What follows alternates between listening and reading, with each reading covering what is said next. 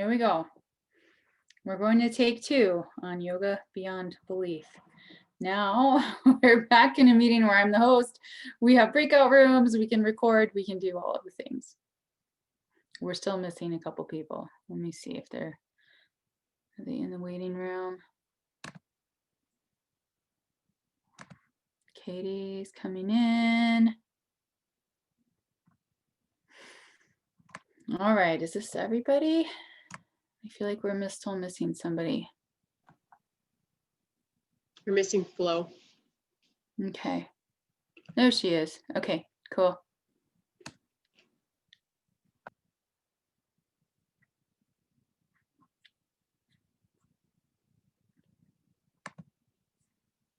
All right, there's Flo. All right, cool. Welcome back, you guys. Yoga Beyond Belief. That's where we're at. Who read like most of the book? All or most of the book? Okay, cool. It is okay. This book has so much in it. We're not going to get through every single thing in this book, but that's why we use breakout rooms, so that we can have different discussions and then share information, because it takes too much time to go through each little thing that's in this book. All right, but we're going to try this again here. Yay, is Caleb? Oh yeah, Caleb's there. Is he? No, where's Caleb? No, we don't have Caleb. All right, let me see if he's in the, there's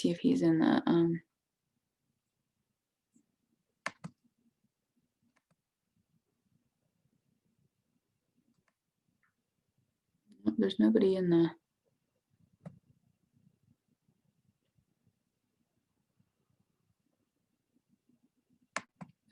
the, waiting room. All right, well, hopefully we'll get Caleb here in a minute. He just texted me. He says it didn't work and he can't get back in. And if you could put it in Google Classroom. Okay, let me pause our recording. I think in the meantime, I'm going to give you guys something to work on. So we're going to go back to our, you can text him, I'll do that in just a sec here. We're going to go back to our question. How does White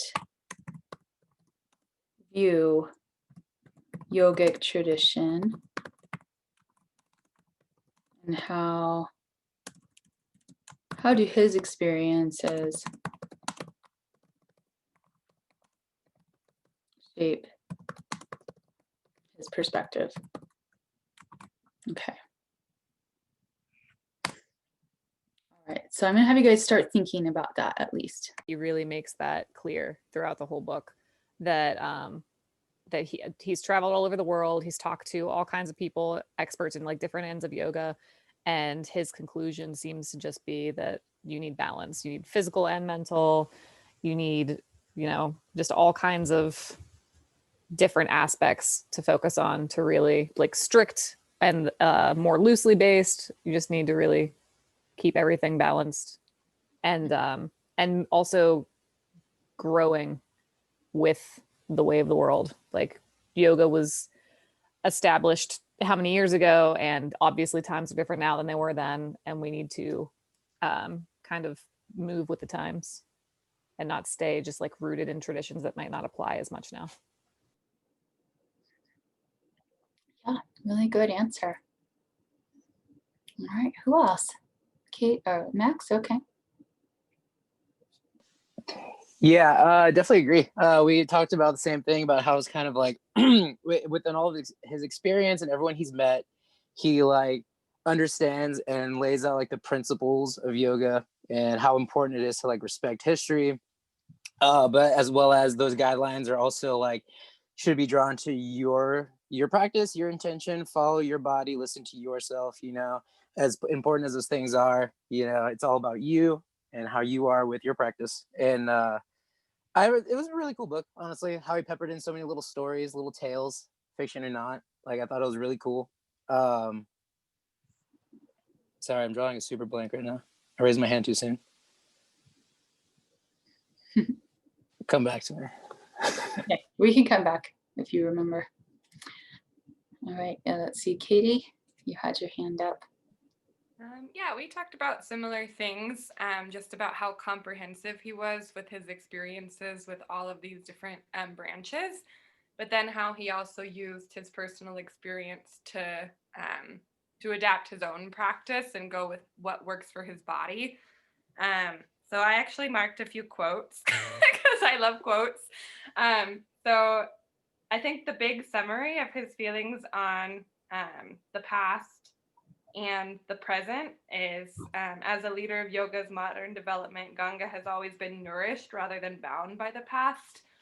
So learning from it, but then also using the present moment to make adjustments as needed. And then kind of that balance thing that Kayla was saying, it has been said that the highest learning comes in 4 parts. 1 part is learned from teachers, another part from fellow students, the 3rd part from self-study and practice, and the final part comes mysteriously, silently in the due course of time. So I don't know. Those quotes stood out to me in terms of responding to that question. Great. Very good. All right, Jenny. Great quotes. I like that because we were kind of thinking along the lines of the same thing. One of the examples that really stood out to Diana and myself was when they went to the museum. He had a friend who didn't want to interrupt his yoga practice, but convinced him to go, and they did yoga stretching throughout the day at the museum and incorporated it into their day. So, just not being so rigid.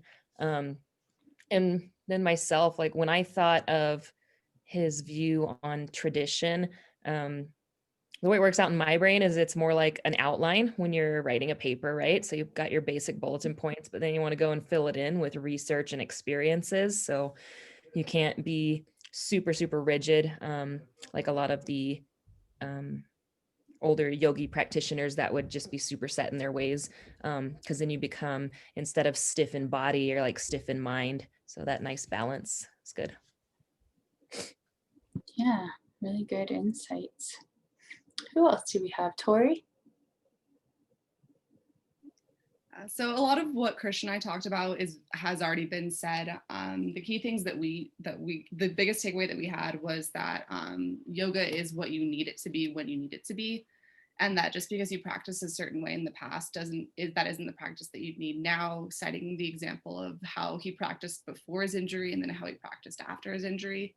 Both were equally as strong and as good forms of yoga as they needed to be, but they were respectful to his body. And then we also talked about how old teachings are not perfect, and that perfection, any belief that old teachings are perfection is kind of akin to authoritarianism. So it's good to teach it to have respect and reverence for where it came from, but also understand that where it came from is different from where it is now. Yeah, really good. Anybody else? Yeah, and I think this is really, it's really relevant to us as modern yoga teachers in the West. We are teaching this ancient practice. Here we are teaching this practice that comes from centuries and centuries back. And it comes from another culture. And so when we teach, we're given the responsibility to teach these practices with a great deal of respect to the culture and to the history, and to meet our students where they are. And sometimes those two things are hard to find a balance with, right? So and I feel like it is very much a balance. It's very much like, balance like riding a bicycle. You don't get to one place and stay there. You're always in movement, and you're always kind of rocking back and forth, trying to stay within that area of balance. And there's a time for teaching very traditional practices and teaching students, this is where it comes from. This is why it's special. This is why it's not just an exercise class. And there's a time for, saying, okay, this is why we're, my student is here because they have back pain, so let's address the back pain. Or maybe maybe students aren't ready to hear about all the history and the chakras and the Sanskrit and stuff like that. So we can meet students where they're at while honoring the tradition and having that respect for it.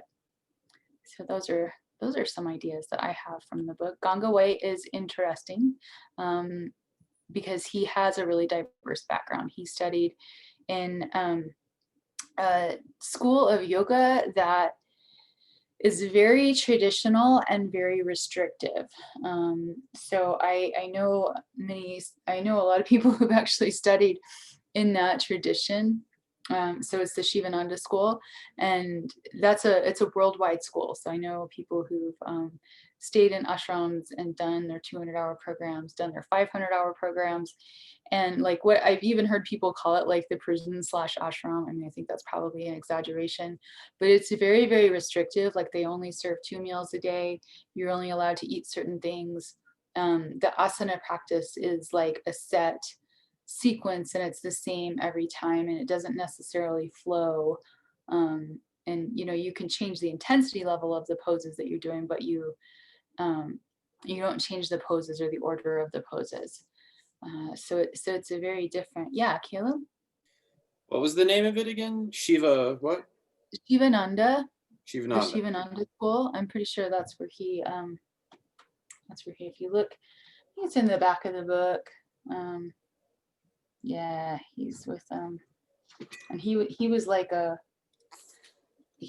very, well, respected, and all these pictures in the back of the book are showing him doing, you're like, okay, why did he hurt his back now?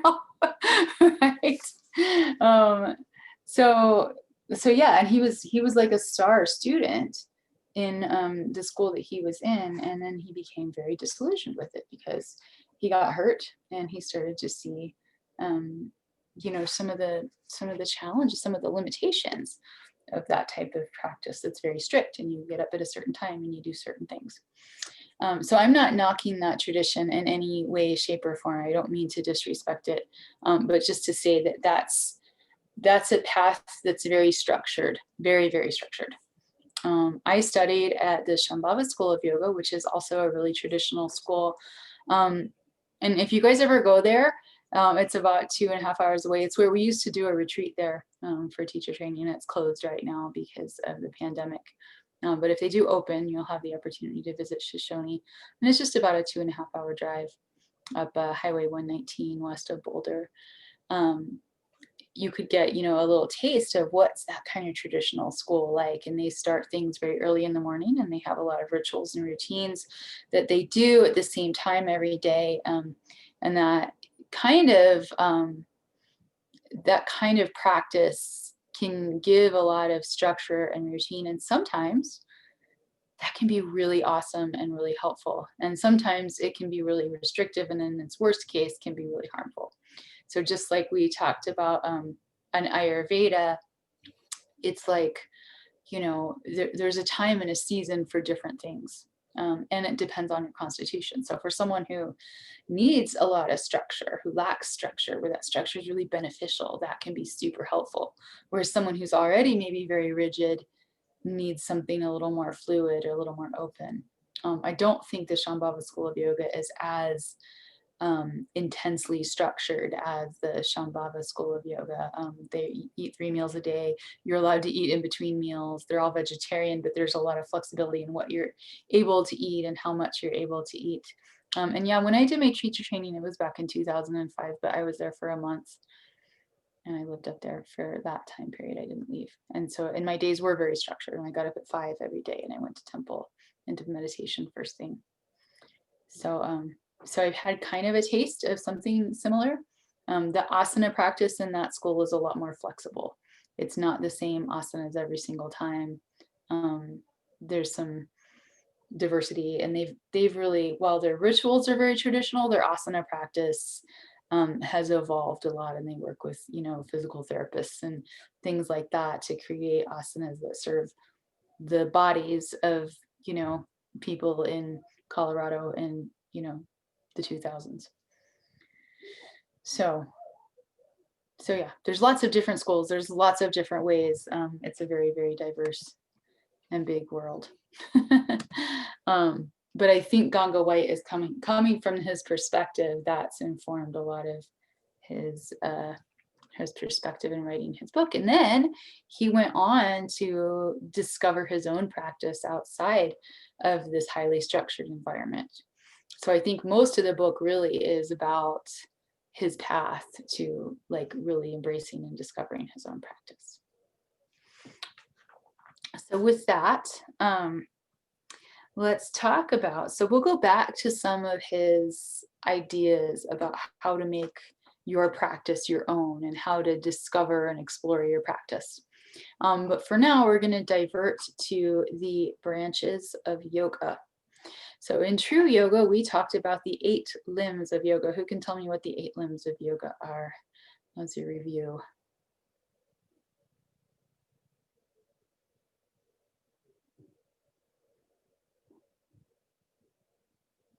Anybody? Yeah, Katie? I'm probably going to forget some, but the yamas, the niyamas, asana, pranayama, pratyahara, and then the liberation, samadhi. That's one of them. Mhm.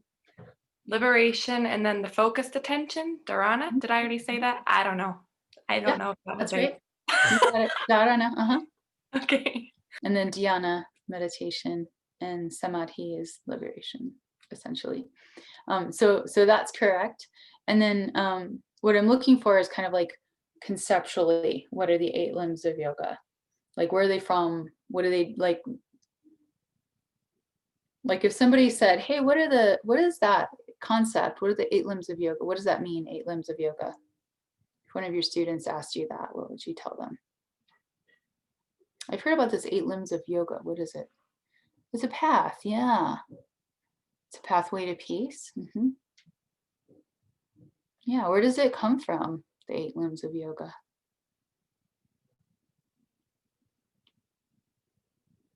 Patanjali, yes. Patanjali's Yoga Sutras, yes, which is what we studied in True Yoga. So the 8 limbs of yoga are outlined in Patanjali's Yoga Sutras. And that's where we find them. And they are a set thing, right? So people don't really argue about what the 8 limbs of yoga are because they're in the book, right? We can look them up in the book and they're pretty standard. The branches of yoga, that's confusing because there's limbs, there's branches, right? They both go on trees. The branches of yoga are like ways to practice, right? Different modes of practice.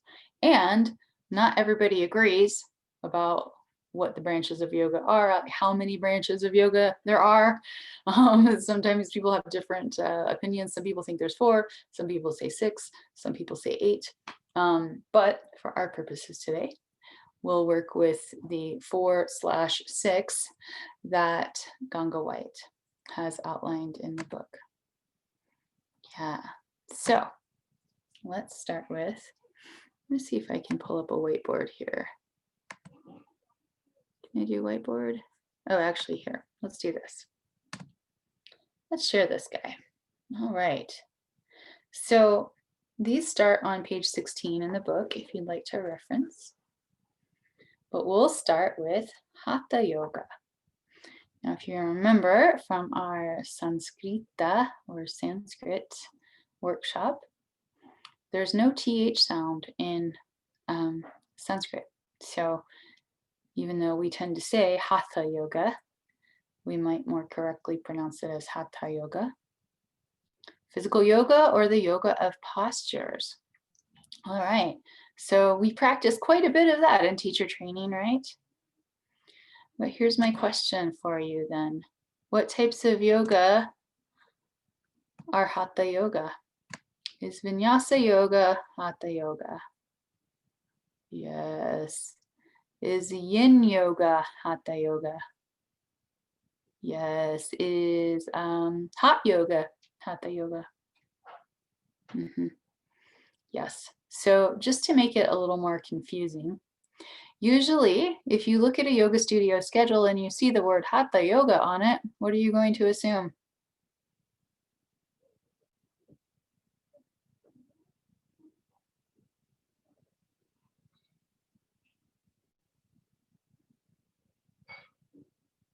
Anybody?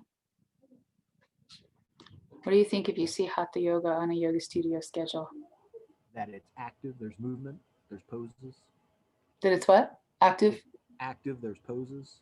Yeah, right. Mhm. That's what we would assume from the definition of it, right?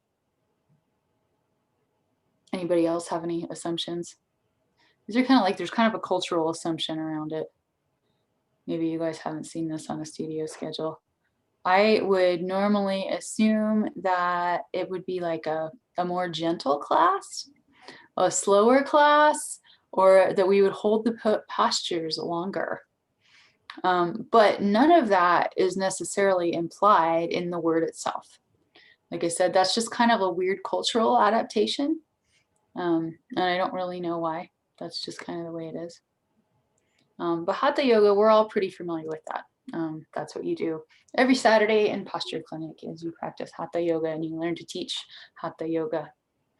All right. And then he puts Raja Yoga and Tantra Yoga in with Hatha Yoga. So what's Tantra Yoga? What do you guys hear? What do you guys think about? What have you heard about Tantra Yoga? Sex. What's your perception of it? Ah, you can say it.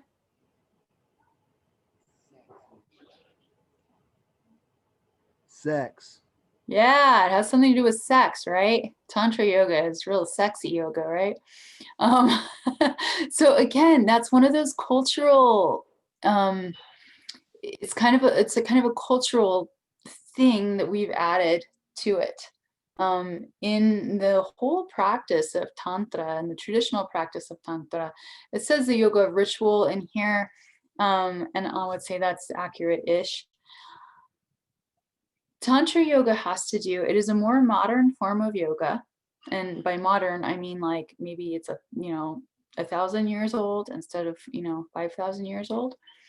Because previous forms of yoga were really focused on, like if you think about your chakra nights, right? Early forms of yoga were focused more on the upper chakras, right? We're trying to transcend, we're trying to move upward, we're trying to transcend the physical body in the manifest world in some of these more ancient practices. Tantra yoga says, like, okay, here I'm embodied. Tantra yoga allows us to be embodied. It allows us to use our physical bodies and our senses and the world that's manifest around us to achieve the states of yoga. So can that include sexuality? Yes. Is it focused on sex? Is it ultimately focused on sexuality? No. Right. So that could be anything that happens through the senses. So that could be the asana practice. So that's why Hatha Yoga can sometimes fall under that umbrella of Tantra, is that we're using the physical body. We're using the experience of being embodied in the physical form to achieve the states of yoga.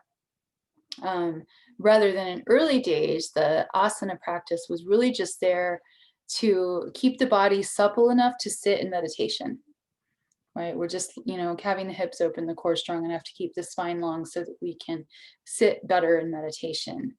But in a more modern asana practice or hatha yoga practice, we're actually using the practice as a form of meditation itself, as a form of embodied experience of yoga. Right. And you could do this with lots of things. It could be through ritual. It could be through eating. We talked no, that was in another group. But, if you've ever done like has anybody ever done a food meditation? An eating meditation, a walking meditation, any kind of meditation that utilizes the senses is a form of Tantra yoga. So Tantra yoga is not necessarily a sexual yoga. I think our culture has adopted that term because it's like, it's all exotic and like, can we use sexuality as a form of yoga? Can we engage in that type of practice with respect and devotion? Sure, why not? but I think that our culture has kind of appropriated that term and really overemphasized the sexual aspect of it. And used it to, sell books and programs, and in the worst case scenarios to perpetuate some cycles of abuse. So it's not that it's not a bad word. It's not like it's not a dirty word or anything like that. It just means something different than what our culture has normally attached to it. All right. So let's move on to the other one that that White puts under Hatha Yoga, which is Raja Yoga. What's Raja Yoga? Anybody? Want to take a shot? Sure, Caleb.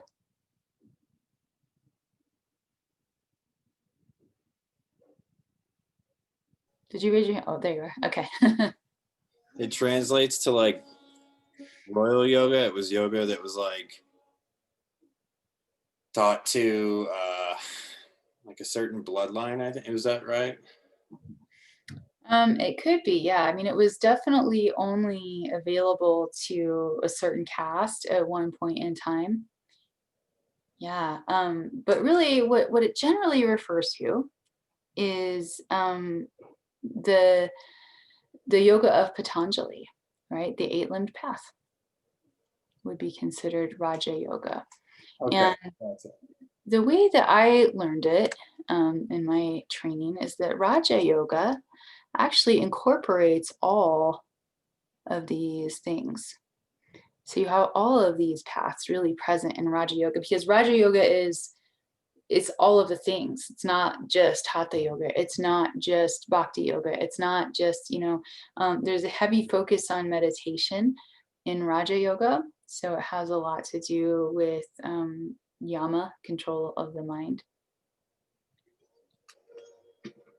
And in Ganga White's book, he kind of lumps all of those into the same place as Hatha Yoga. So that's his way of kind of condensing it to 4. There's sort of a traditional 4 paths, and then again, you'll see all kinds of different, if you Google branches of yoga, you'll come up with, like I said, 4, 6, 8, all kinds of different things, even 10 sometimes. All right. And then we have Bhakti Yoga. What's Bhakti Yoga?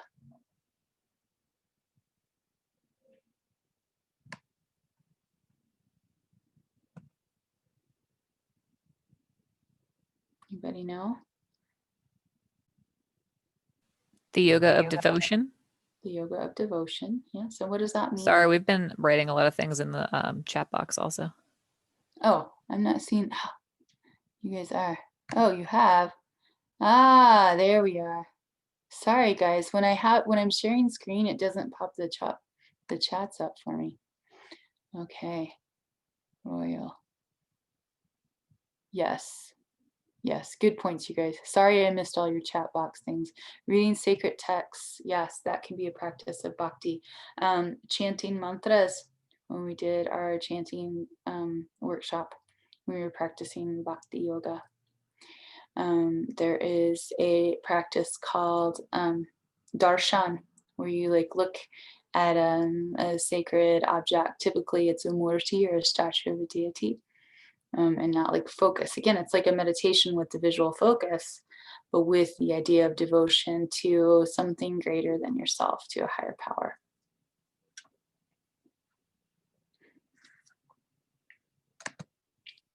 Practices of bhakti yoga are often, they're not as common in, the modern United States yoga studio, although you still can find them. I know we have a few folks that teach bhakti practices now and then. At Cambio, I teach bhakti practices. Austin does workshops sometimes. But really what it is it's like almost like a religious type. It's the closest we get to religion, right? And we kind of, that's a word we have to be careful about. But you could say it's a devoted spiritual practice.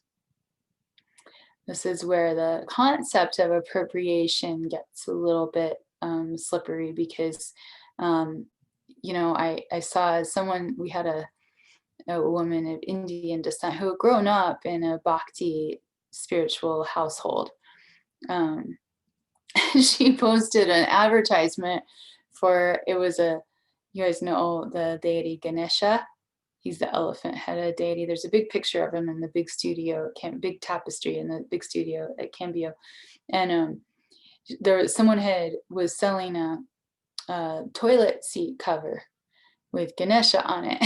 And she thought this was very offensive because this is a sacred symbol. Like it'd be like a toilet seat cover with a picture of Jesus on it or something like that. And we wouldn't do that in the United States, but we, you know, whoever created this product didn't think about that as being something really sacred.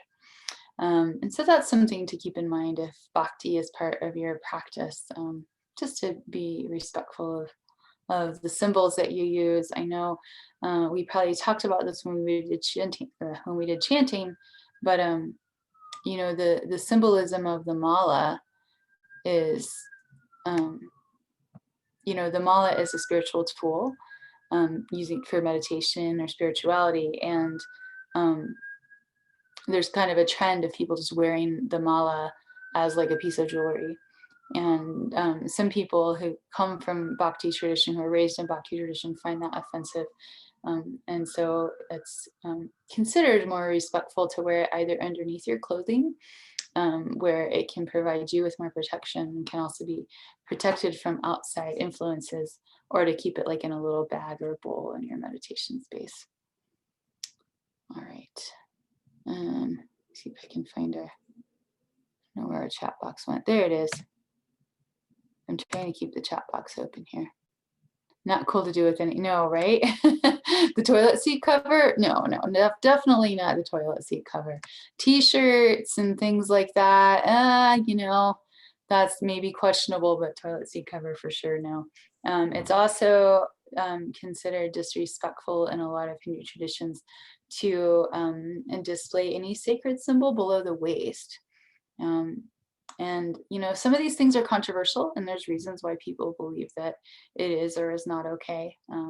But personally, I refrain from putting any kind of sacred symbols below the waist. So like the Ganesha socks or something like that, also culturally not terribly sensitive. All right. So that's Bhakti Yoga in a nutshell, right? Bhakti Yoga is heart-centered. What we're doing in Bhakti Yoga is really trying to connect to a sense of deep love. And it's considered also, it's often said to be one of the easiest paths, because you don't have to like sit down and like fight with your mind or, you know, contort your body into really hard things. You really just have to like sing or chant or connect yourself to love. All right. And then we have Jnana Yoga. You guys can say that one with me if you want, because it's Jna. So it's like you put your tongue towards the back of your mouth, Jna. Jnana Yoga. Some people just say Jnana. It looks like Janana, but it's Jnana. And what is Jnana Yoga? I have the chat box open now, so I can read if you type it in, or you can unmute and say it.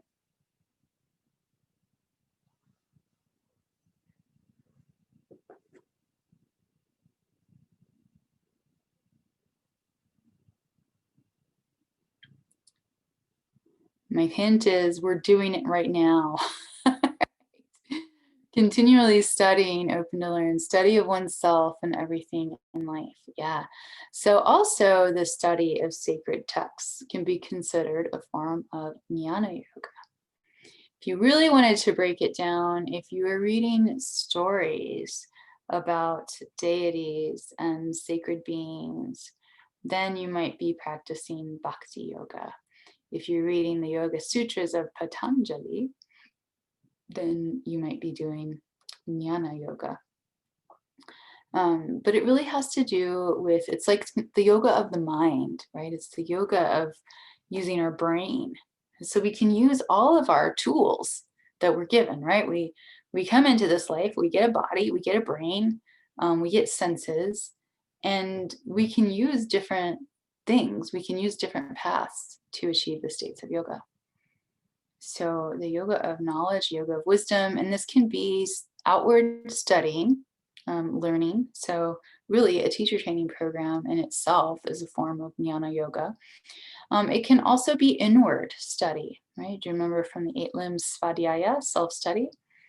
When we go inward, when we practice asana and we're learning things about our bodies and our constitutions and ourselves and the way that we handle challenge, those are forms of jnana yoga. When we practice meditation and we look really deeply within and fearlessly, then we're practicing jnana yoga. And then the last one we have is karma yoga. And what is karma yoga?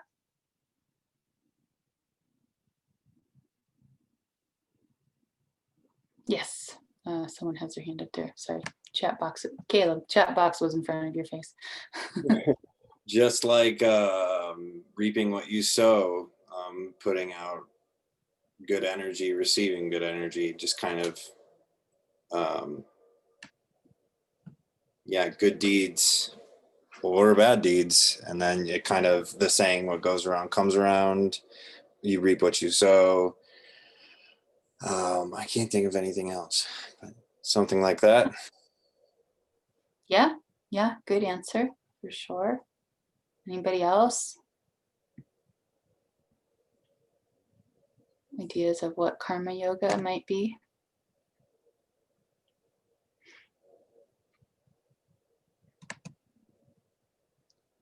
So Caleb's answer is correct. And we can add that it's the yoga of service. So the word karma is, again, it's kind of one of those culturally somewhat misunderstood terms. Seva, acts of service. I'll answer your question about Kundalini here in a minute, Katie. So seva, selfless service, right? The yoga of service. So when we're volunteering, when we're helping someone without the expectation of return, especially if we're doing it as a form of spiritual service, as a form of practice, then we're practicing karma yoga.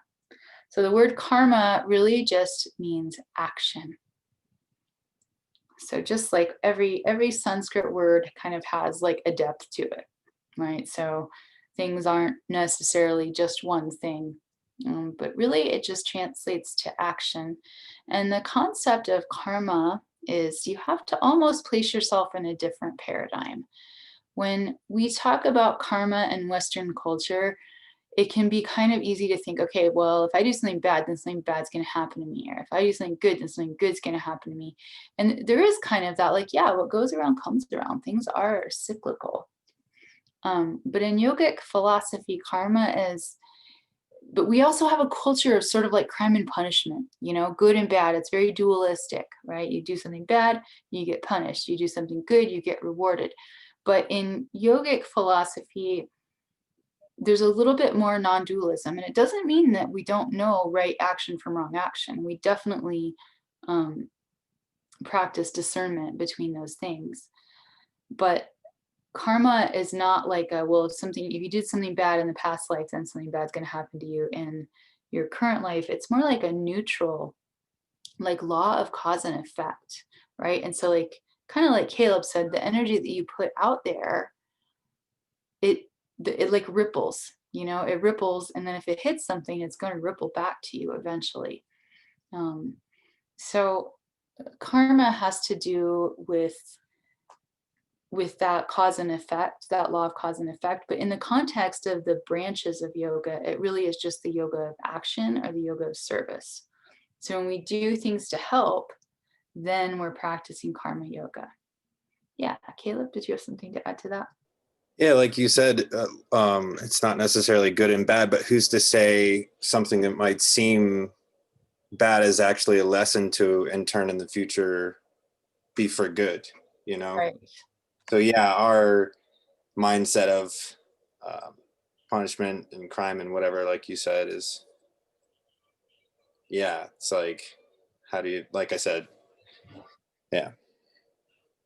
Right. And it's something that can, has sometimes been used to justify, like, oh, well, this person must have deserved that bad thing to happen to them or something like that.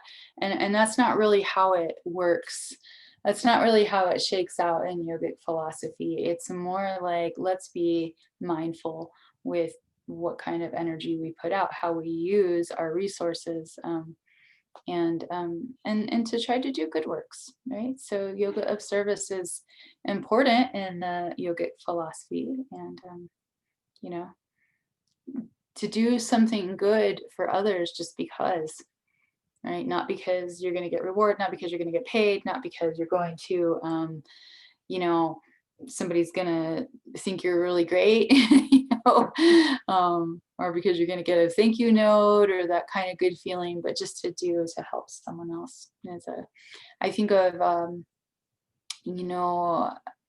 historical figures throughout time, maybe someone like Mother Teresa, and there are many yogis that really that's all they practice is to try to help and serve others, and especially if they're serving, to help them achieve their own liberation.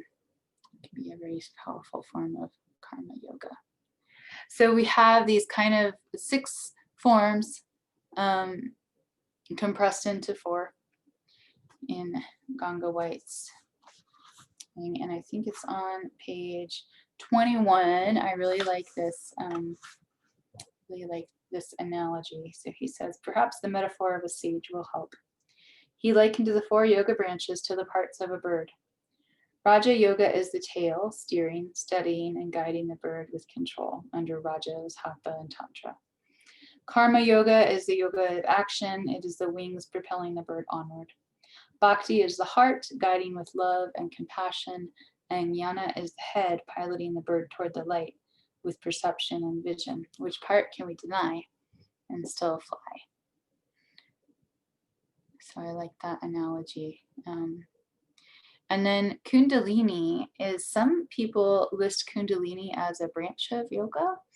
And it kind of, Kundalini is one of those words too. So it means a couple of different things. So if you take the word by itself, Kundalini refers to a latent form of Shakti, or latent form of energy that resides at the base of the spine. It's latent in most people, which means it's not like awakened.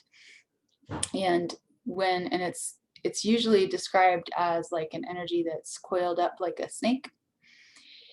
And through the practices of yoga, we gradually awaken that energy, and it moves up through the Sushumna, right, the central channel, and up to the crown of the head. And that is what's really happening when we're achieving these states of yoga, is that we're awakening our Kundalini energy.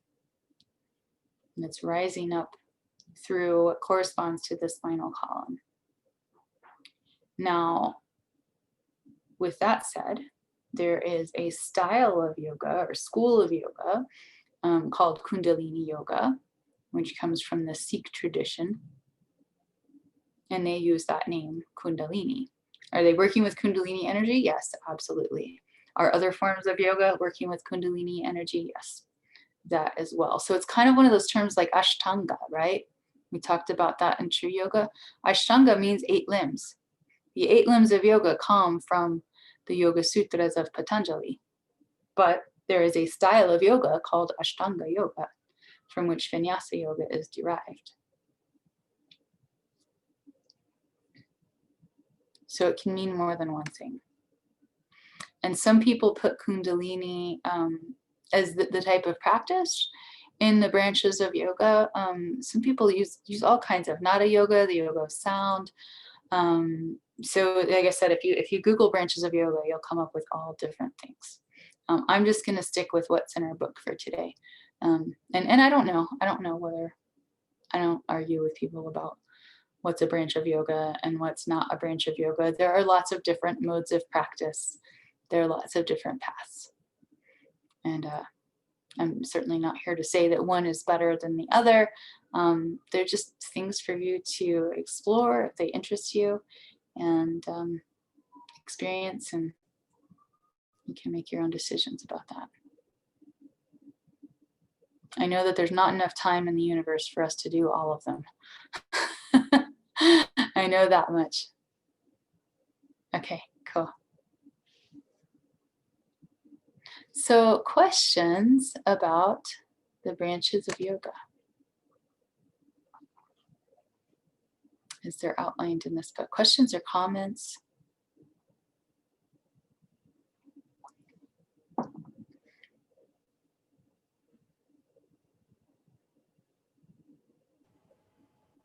So these are just really kind of important concepts. You know, they're vocabulary words and they're concepts that as yoga teachers, it's helpful to be familiar with. Okay, what are the 8 limbs of yoga? What are the branches of yoga? So that if a student asks you questions about these things, you can give them a reasonably well-educated answer. You don't have to know everything about all of these concepts, but you know, knowing what they are is really helpful for yoga teachers. Okay, so let's move on to, I want to talk about chapter 4, when we talk about finding the aha, right, in Hatha Yoga. So he talks about a lot of stuff in chapter 4.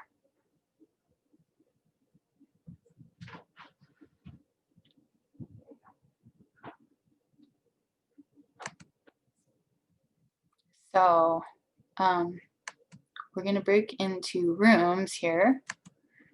We're going to recreate all our rooms here. And let's see if I can. I'm not sure if Flo is here or not. Are you here, Flo? Okay. Well, let's do this. Let's put you guys in 4 rooms. So that way. Okay, cool. Well, Belle and Flo are in the same room. So we'll put them in the same room. Perfect. All right. So I'm going to send you guys into rooms. Okay, Belle's back.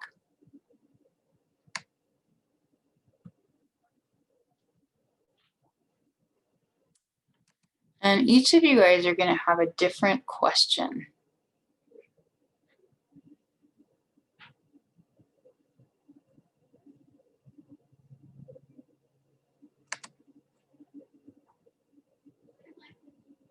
You're sort of here. Okay, that's fine. I think what I'll do here then is I'll put Flo in a room with 3 people. Okay. Thanks for bearing with me through this process, you guys. All right, so you're going to be in a group of 2 or 3. If you are in a place to participate today, make sure that everyone in your group has a chance to participate. I'm going to give everybody a question. So I'm going to put you in the rooms, and then I'm going to go into your rooms and give you guys your questions. And yeah, you're going to discuss the question. Make sure everyone in your group has a chance to participate, and pick one representative from your group, maybe someone who hasn't been a representative yet today.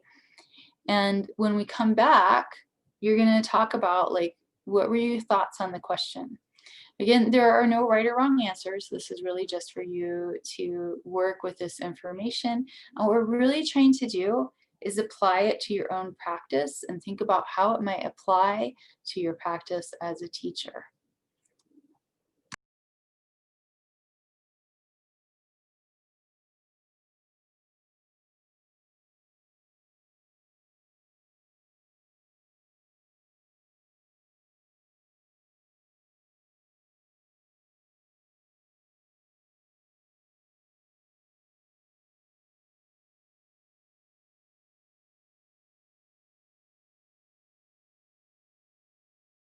Recording again.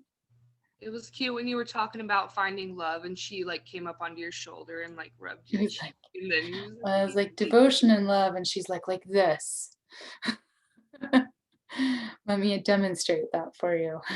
It was good. Good timing music. All right.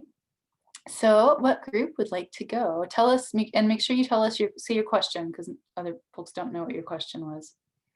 All right, Max, you want to go first? Tell us your question, and then what did you guys discuss? What did you think about it?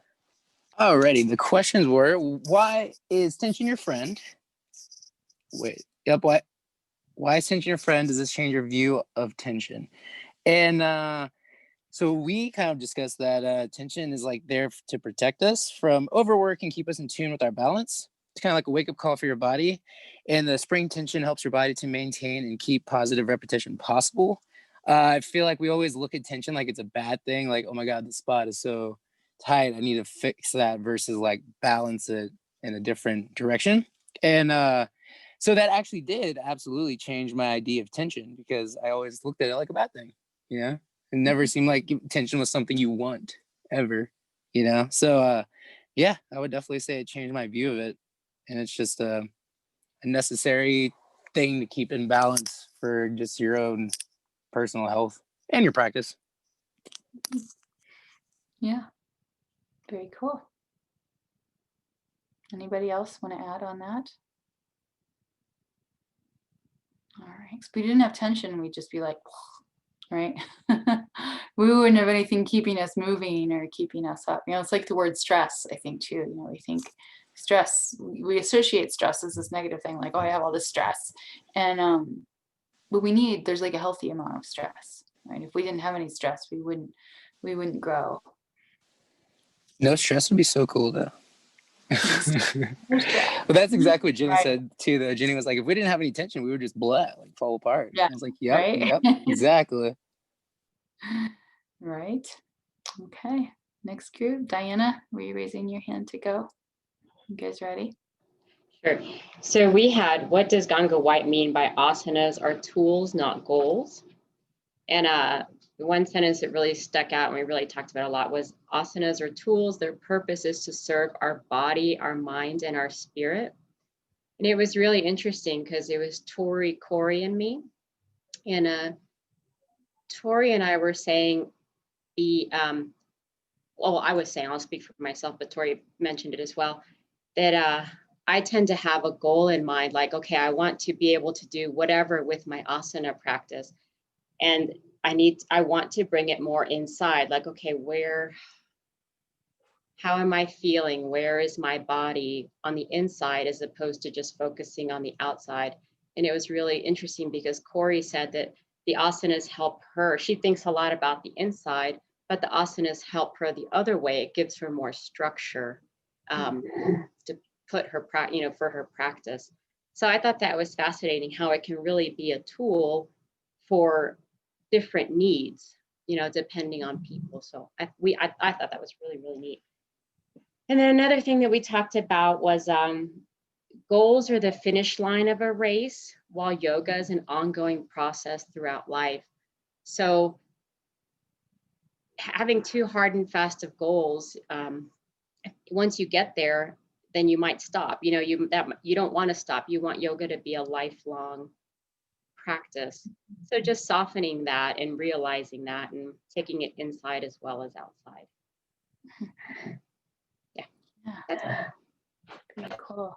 And have you guys had your intro to adaptive with Morgan? Have you done that yet? Okay. When you do, I think that you have a workshop on intro to adaptive yoga.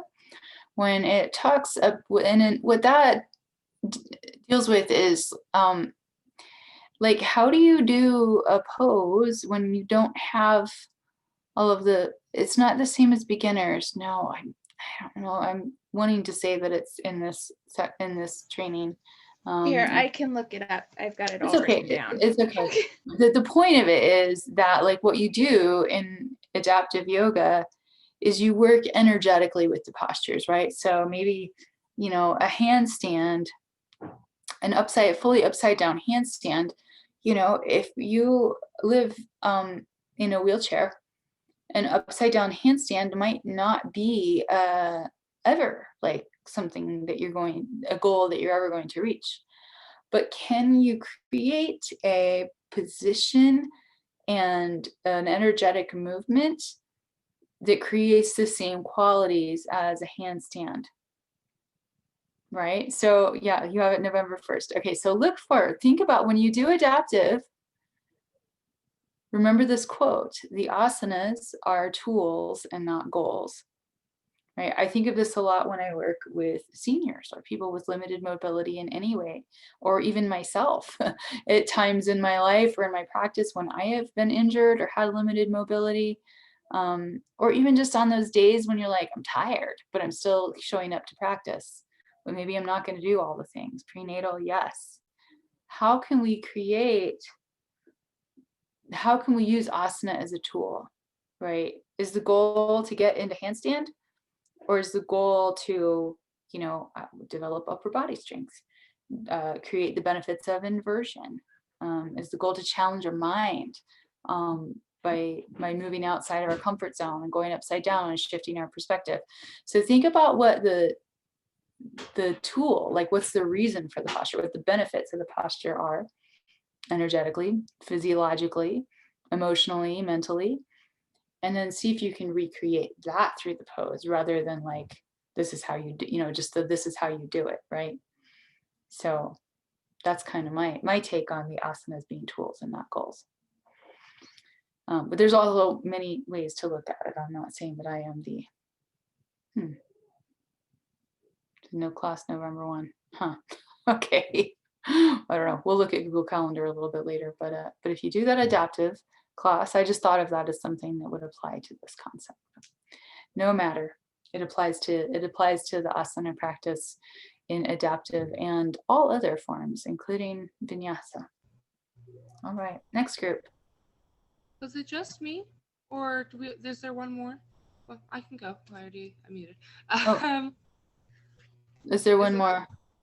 Like one more group that needs to go? There's two more groups. Oh, yeah. For sure.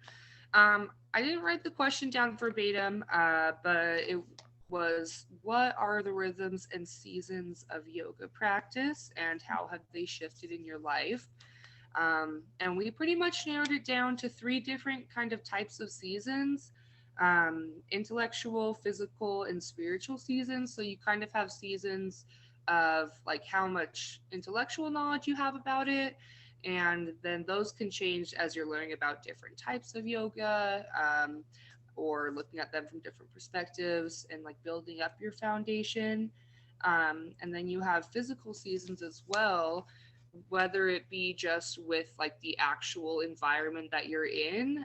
You might not feel as motivated to do like certain types of yoga, or you might need different types of yoga depending on your environment, as well as just different types of growth, like when you have an injury or you're learning to listen to your body and trying a different branch. And then spiritual, I think that one mainly just has to do with like your connectiveness with your body, and that definitely ebbs and flows, and it's something that if you don't like keep in touch with, it'll kind of start to fade. And we kind of just talked about how you get really what you need in the moment. So there's always going to be change, but then you kind of tend to get what you need. Caleb was talking about how in PT they were having him do, I think, what did you say, Caleb, like 30 warriors on each side? I did 20 on each side. And it killed me, but it was what I needed. But yeah, that's pretty much what we had for the groups. So cool. Good job, you guys. Anybody else have anything to add about rhythms and seasons?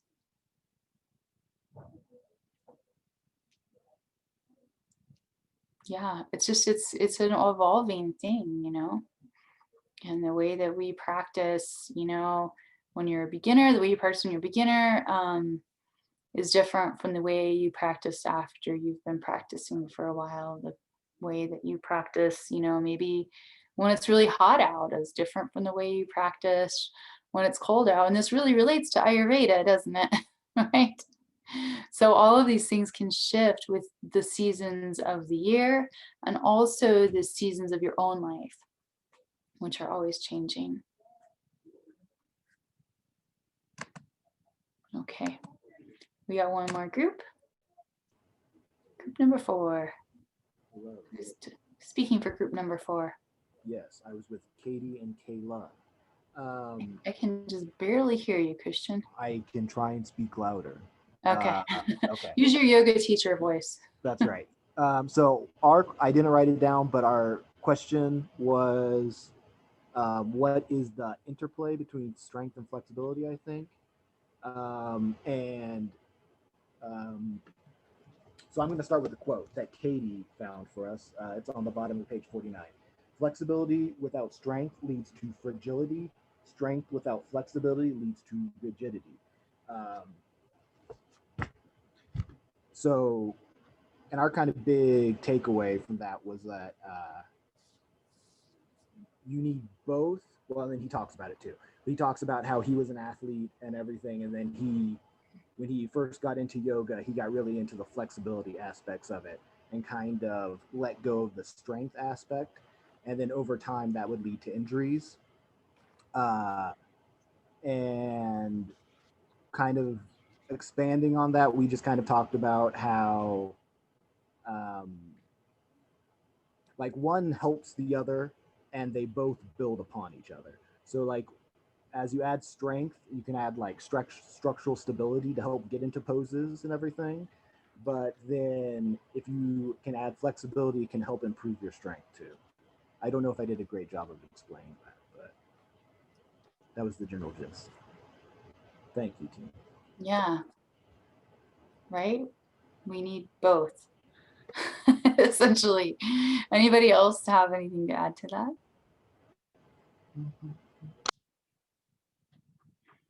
So in yoga, we are building long, strong muscles. So we're not just, if you ever, and you guys may have already experienced this, but if you tell somebody, oh, I've been doing yoga or I'm taking this yoga teacher training, and then if you had anybody say like, oh, that's like where you just like do a lot of stretching and stuff, right? You guys ever hear that kind of thing? And then you're like, well, I mean, yes, but also, and yes, and lots of other things too. Or, you might experience as a teacher, someone comes to yoga and they're like, oh, it's going to be just easy stretching.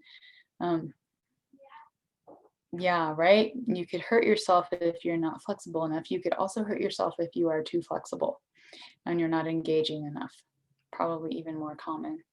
So if you think of, someone doing a bicep curl, right? Bicep curl.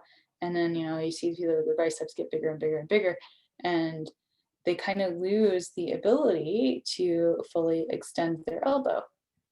Even you see this in like bodybuilders, right? That's because they are building short, strong muscles, right? And now you have a limitation in the range of movement, right? If I build long, strong muscles, I may not have this great big bicep right here, but I have a strong enough bicep and I have full range of movement in my elbow because I don't have those muscles all tightened up. So it's important to have the right balance of both, and that balance is always changing. We often look at hyperflexibility in yoga as a strength or a desirable quality, but it's actually a vulnerability physically. So we need enough strength to keep us from hurting our joints, and we need enough flexibility to keep the body supple and having a full range of movement. So I have a hip injury, and what it did was I was in a horseback riding accident, and when I landed, I rotated my hip out 45 degrees. So it stretched all of the ligaments in the front, and to compensate, all the ones in the back tightened. But what that did is, like with hip openers, I can physically open really wide, but it's really dangerous for me to do that because it's like your Achilles tendon, once you've stretched it, it likes to keep re-stretching. And so I have to be really careful with my hip openers that I don't go too far because I could re-aggravate my injury. Right. So what does being careful mean for you? That tension, as soon as I start to feel the pull, I go, okay, I'm not going any further. I could go further, but I'm not going to. And then I also strengthening all the muscles around it. So my glutes, my back, my hamstrings, all of those muscles, you have to work on strengthening them so that my hip doesn't overcompensate for the lack of strength in those muscles. Mm-hmm. And then doing twists the opposite way so that I'm elongating my back muscles and ligaments and not the front. Yeah, those are really good points. And when you're working with either a joint that you have to be careful with like that because of injury or just hypermobility in general. So for example, I can do it more on this side. I can bend my elbow backwards, right? And I bet some of you guys can do this too, right? And you see this in like tabletop, right? So yeah, tension is my friend, right? If I spread my fingers, push through my hand, then I take some of that hyper bend out of my elbow, right? Then I'm not dumping into the elbow joint because I'm using the muscles around the elbow. So this is okay because I'm not weight bearing. But if I was in, an arm balance, I could hurt my elbow. So I'm going to keep that strength in my arm, which when you're in arm balance, you kind of are just keeping strength in your arm. But there's a lot of poses where like you can bear weight on a part of the body and put that tension right into the joint and pull on the connective tissue in a way that's not healthy for it. All right. Oh, nice. Wonderful. Yeah, all kinds of different ways that we work with the body and try to keep it in balance, right? Too much tension, not enough tension. We want to find that right balance. Okay, you guys ready to do that again? We're going to go into different rooms. I'm going to do one more question. Maybe create our rooms here. Okay, and I will pop in and give you your questions. All right, here we go. Welcome back, everybody. Let's go ahead and get started. Who wants to go first? I think we've got one more group, but they'll be back. They'll be back in a second. All right, Caleb. So our question was, what is the edge in yoga? And then what are the different types of edges? So our group kind of talked about, I did not prepare what I was going to say. Hang on a second. So we kind of talked about how like it's good to not push the envelope and bring awareness to yourself first to understand what needs to be engaged within your poses. We also talked about how some days you're just like more sore than others. And yeah. Another edge can be outside of yoga, like sharing in class, and you don't want to. Or not that I didn't want to, it's just I was kind of like edgy about, doing that. But a conception like in yoga, like it's bad to like shake, or it's bad to not hold the posture like perfectly, and it's about being straight and all this stuff. And it's like, that was one of my fears starting out, is like, oh, what is everyone going to think of me? But like, everyone's shaking and everyone's progressing at different levels and that sort of thing. So yeah, being careful within an edge. Yeah, that's it. Cool. Good job. Anybody else want to add anything about edges? Oh, sorry, I didn't share the two types. Flexibility strength. I think that was it. Flexibility and strength. Fear. Yeah, And fear. there were also edges within an edge, the minimum, the intermediate, and the maximum. So like, don't hurt yourself. So he hit on that for sure. But edge basically, like, it's a limitation, but you can definitely push past a minimum and maybe work in the intermediate without having to go all the way. Absolutely. He talks, I'm not sure if it's in this section or not, where he talks about like going to a percentage of your edge in a practice. And so not every practice day is a 98% day, right? Some days might be an 80% day, or a 75% day, or a 50% day, or even, you know, a 20% day. And that it's less important how close to your edge you practice, but more the repeated persistence of practice. And we can't practice at our full edge all the time and create irregular discipline practice. We have to be willing to pull back sometimes. And some days we do have those full edge days, but we also have to be willing to pull back to keep our body safe, because we're just going to burn out. Or at worst case, create injury if we practice at our maximum edge all the time. Yeah. And so when I think of the edge, I think of it being, how I think of an edge would be something along the, let me think, how do I say this? I don't know. What do you guys think? What do you think of it? What is an edge? What is the edge? Who's got a definition of their edge? How do you know when you're at your edge? How about that?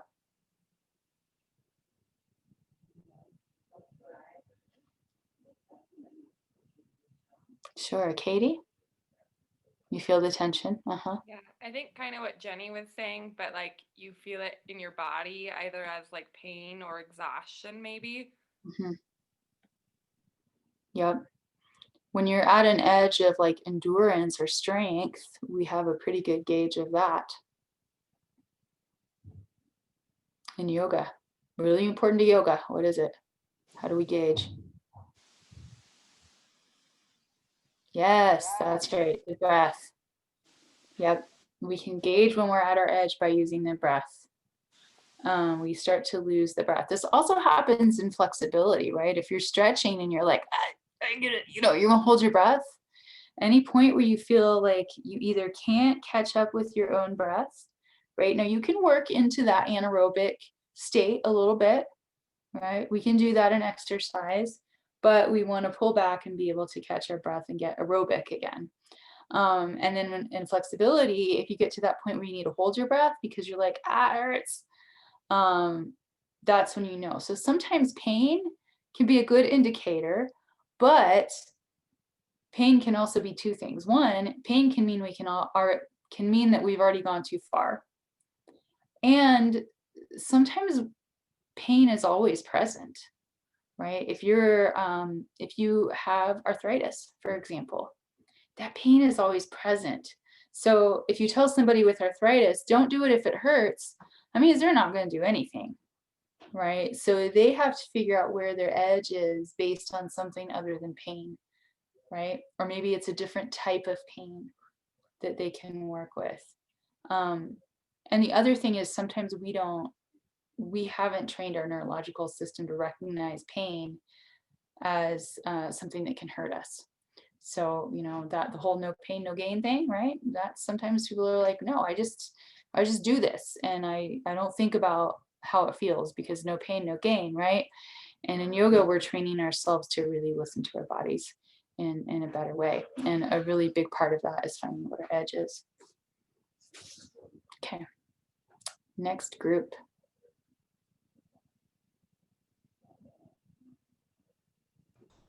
I can go. So I was in a group with Max, and our question was, how can we help ourselves and students with comparison and competition in yoga? And we had a little bit of a hard time with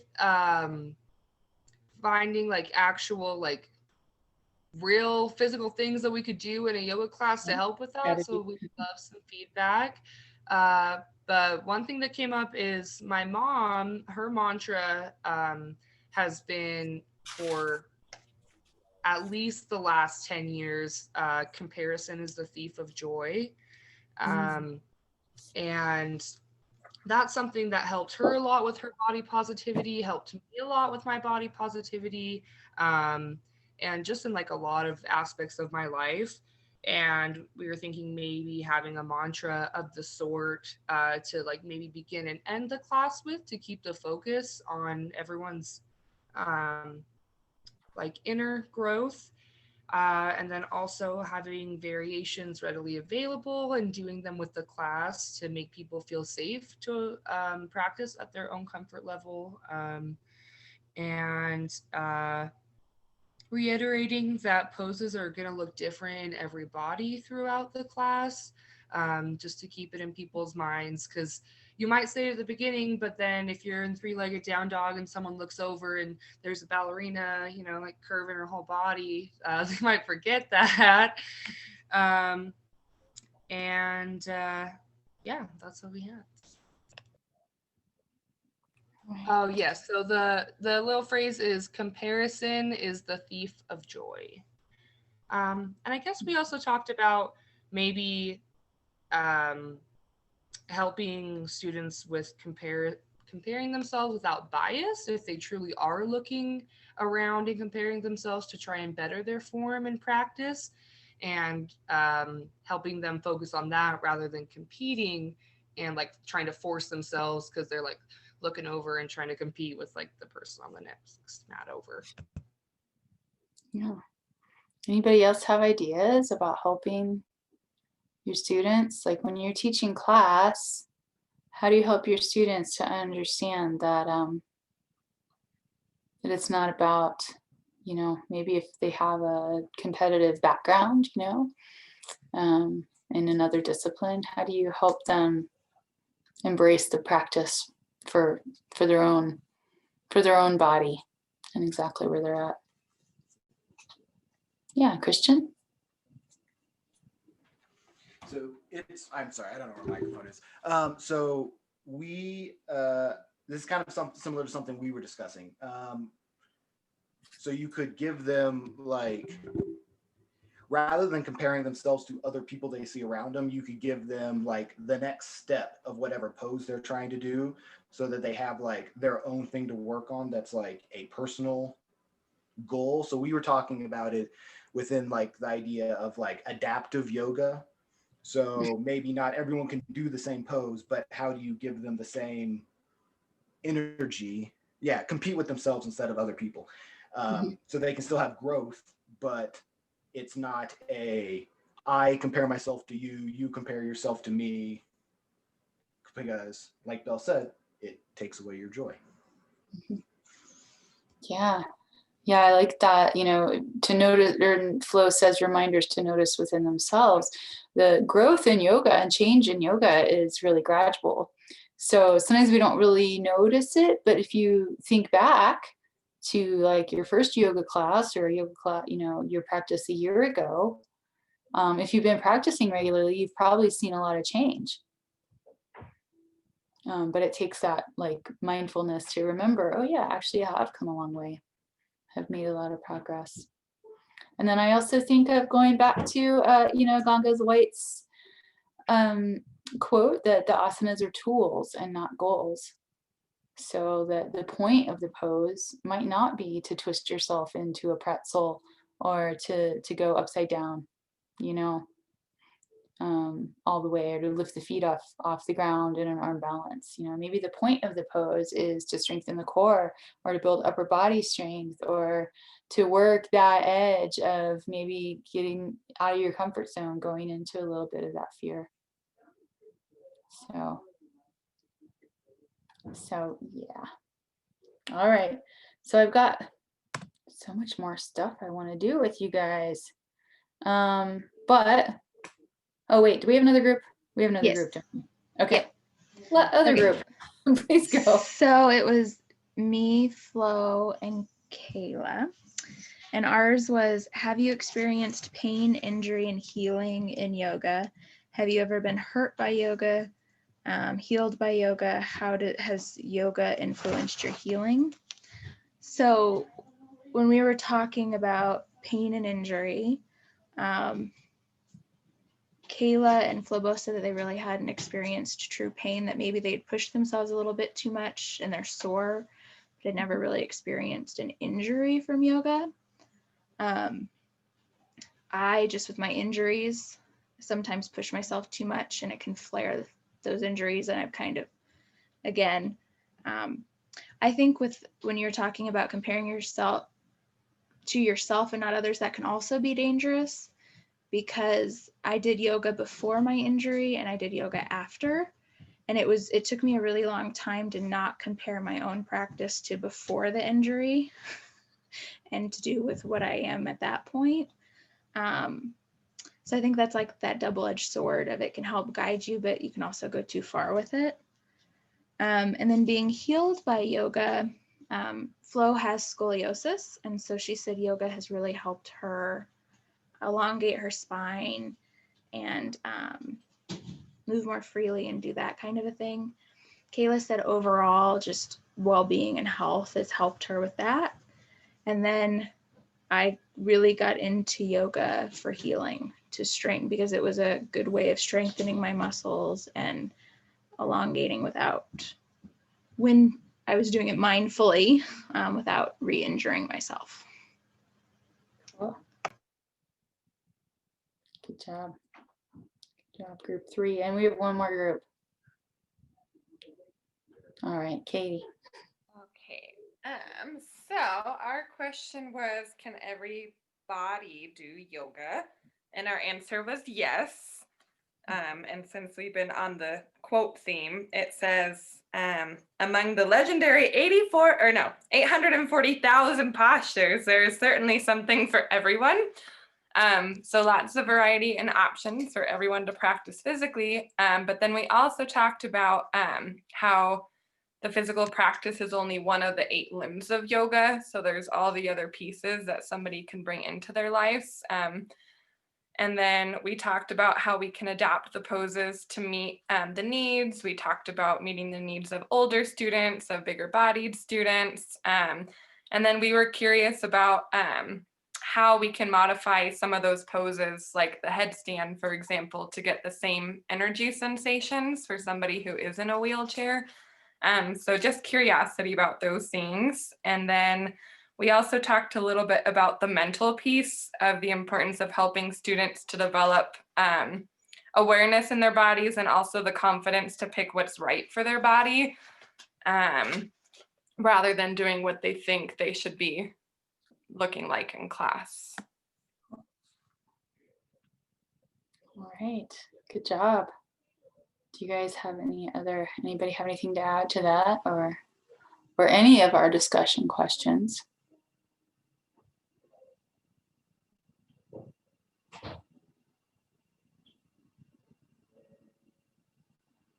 All right. So really good job. And hopefully you guys can see, there's a theme here, right? There's a thread here, right? Between all of these questions and all of these different concepts that White covers in this book. And again, there's so much more in this book. I have we're going to do just a really quick physical movement thing, and then we'll close for the day. But your homework is to look at chapter 5, Internal Alchemy. So in chapter 5, the reason I want you to look at this is that, okay, not just chapter 5, but in particular, oh, where'd it go?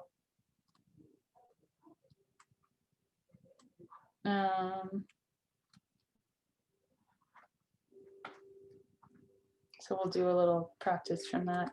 But I want you guys to look at classes of asana, 7 classes of asana. It is on page, dang it, it's in chapter 5 somewhere.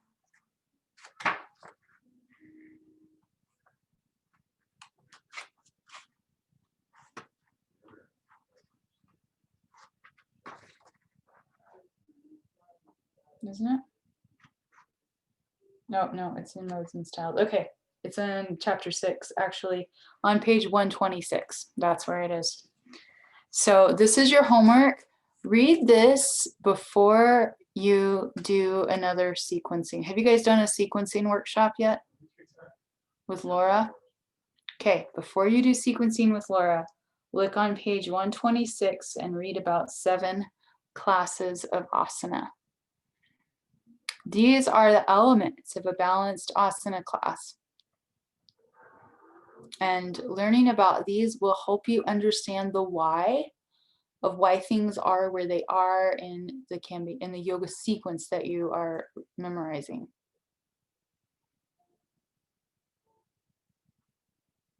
So 7 classes of asana starting on page 126. And as you look through them, think about, where are these in the Cambio yoga sequence? Where do I find these? Okay. All right, let's stand up. Everybody stand up. All right, you don't need a lot of space, just have a little bit of space. You don't have to get a mat out or anything. We're just gonna do a little bit energetic movement here. All right, let's see if I can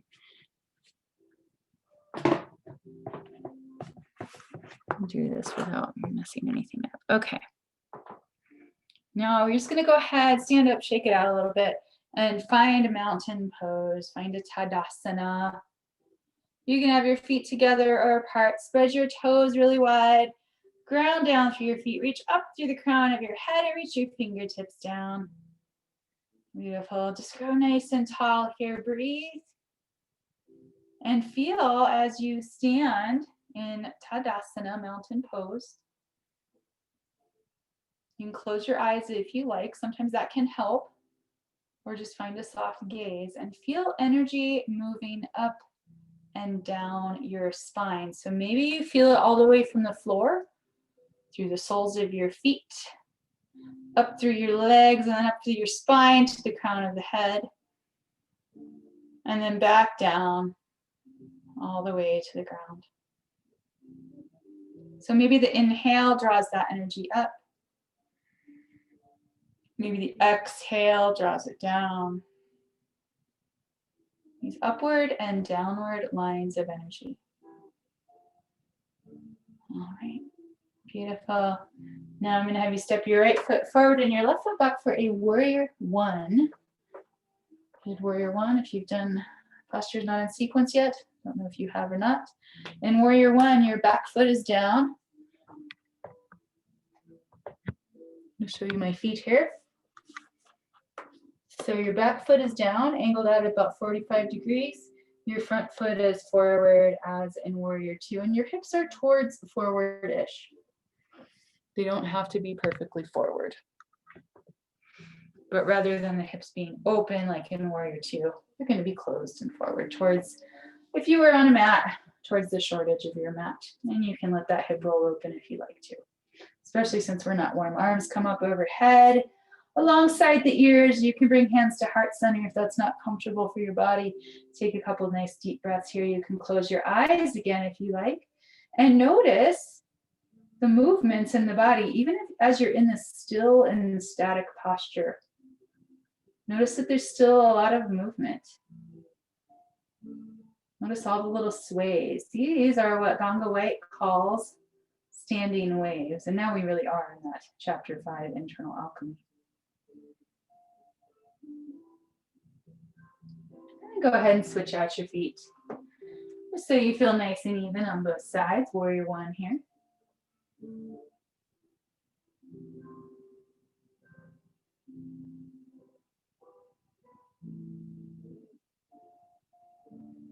Beautiful job. More breath here. And then exhale to let that go. Shake it out a little bit. All right. Now we're going to come down to the floor and find a plank position. So you can do plank on your knees, especially if you're not feeling super warm.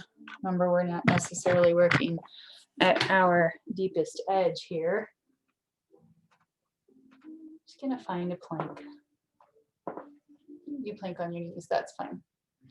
And again, remember that long line of energy you found in mountain pose? You're going to find that same line in plank. So now it's just horizontal instead of vertical. And you can close your eyes if you want. See if you can find length from your tailbone through to the crown of your head. A couple deep breaths here. Maybe energy moving up the spine on your inhale and down on the exhale. Now press the hips back to a child's pose. And you can find your extended child's pose like we start practice with, or you can bring your arms down alongside your body and the knees together for a restorative child's pose. And just for the next few breaths, see if you can draw your energy inward. Just a little bit.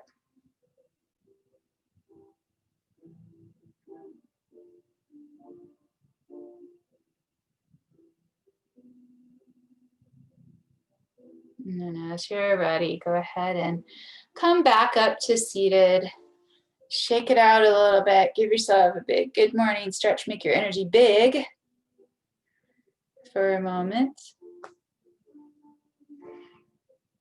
And so the purpose of that, aside just to get some movement in, because I imagine you guys have been sitting a lot today, is to practice sort of these, he talks about internal alchemy, where we're working with not just the postures, not just, we work with the poses, we work with the breath, we work with the muscles and the anatomy, but also we're working with energy. So we can move our energy in different ways through the practice. We can draw energy inward. The one we didn't do was control and surrender. So the one I like for that one, you can try this on your own sometime if you like, is a pigeon. So let's see, I'm in pigeon here. And if I stay lifted and I press through my back leg and I keep everything strong, abs are strong, then I can bring my hands to heart center. And like this is pigeon with a lot of control, right? And then we have pigeon that we do in the yoga sequence, which is, pigeon with surrender, where you relax down. So there's more than one way to do a posture like that. So you're welcome to look that stuff up in chapter 5, the internal alchemy, and all of these different ways that we can practice lines of energy, standing waves of energy, drawing energy inward. What's our mental energy and how does that affect the way that our postures feel? So much stuff in this book. 3 hours is never enough to cover it all. Oh, sweet. All right, very cool. Questions, comments, feedback?